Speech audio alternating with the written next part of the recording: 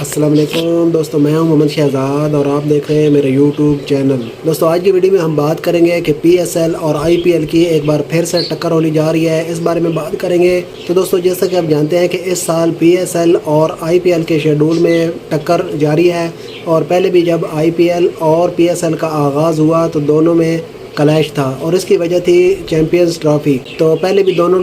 Legs تقریباً ایک ہی time پہ شروع ہوئیں، اور آئی پی ایل کے میچز جاری تھے جب کسی دوران پی ایس ایل کے میچز بھی شروع ہو گئے، تو اس وجہ سے دونوں لیگز کو کافی مشکلات کا سامنا کرنا پڑا ہے۔ تو اب جبکہ پاکستان اور انڈیا کے درمیان ہونے والی جنگ کے بعد دونوں لیگز کو سسپینڈ کر دیا گیا تھا، تو دوبارہ سے دونوں لیگز کا آغاز ہونے جا رہا ہے، اور ایک بار پھر دونوں لیگز کی آپس میں ٹکر ہو گئی ہے۔ یعنی پہلے آئی پی ایل کی انتظامیہ نے نئے شیڈول کا اعلان کیا تو وہ بھی 17 مئی سے سٹارٹ ہو رہی ہے، جب پی ایس ایل کے نئے شیڈول کا اعلان کیا تو اس کی ڈیٹ بھی 17 مئی رکھی گئی ہے۔ تو آغاز تو دونوں لیگز کا ایک ساتھ ہی ہو رہا ہے، لیکن پی ایس ایل کا فائنل 25 مئی کو ہو جائے گا، جبکہ آئی پی ایل کا فائنل 3 جون کو رکھا گیا ہے۔ تو اس بریک کی وجہ سے دونوں لیگز کو کچھ مشکلات کا سامنا بھی کرنا پڑ رہا ہے، اور کچھ غیر ملکی کھلاڑی جو ہیں وہ دونوں لیگز میں شرکت نہیں کر پا رہے، اور اس کی وجہ یہ ہے کہ وہ اپنی نیشنل ڈیوٹی کی وجہ سے مصروف ہو گئے ہیں، اور اس وجہ سے وہ دونوں لیگز یعنی پی ایس ایل اور آئی پی ایل میں کے بقیہ میچز میں شرکت نہیں کر پائیں گے۔